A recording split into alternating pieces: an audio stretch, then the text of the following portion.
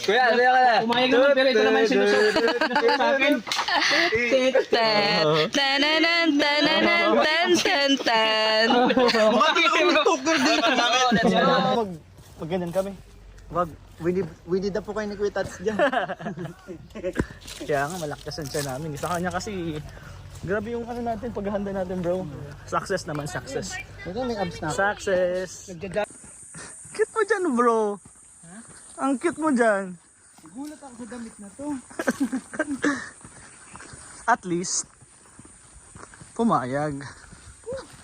Ay, sexy! Sexy. Let's go, let's go.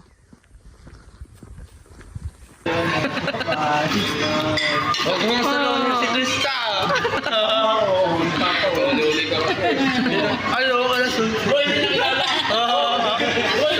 Bakit nag-jacket ka na? Bagay na bagay sa'yo ay.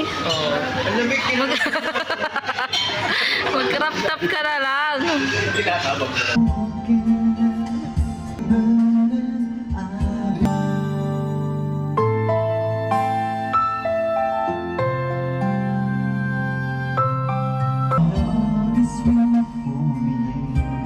Sagot mo.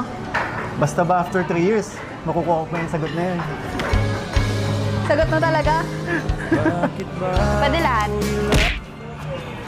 Kaya mo ubusin. Hindi. Sasamahan mo ko para maging minigamo mo talaga. Bloated na talaga. Kumain, mamili ka na, nagugutom na ako, ano ka ba? Sige. Nakapili na ako. Ano? Ikaw. Ito pala. Ito. Mali. Maling turok pa ganun. Ayan ka na naman ah. Ayan ka na naman. Papasahin mo na naman ako sa mga ganyan mo. Ikaw na. Ako na mamili. Sige. Paano ba yan? Nakapili na rin ako. Ano napili mo yun? Ito.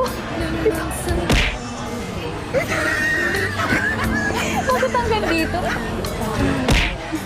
Akala ko ba gutom ka na? Oo nga, Mamili mag-order ka na nga ako. Mamili ka na. Waiter, isang Krista nga po. Palalabasin tayo dito. Isang Krista yung mabait ha.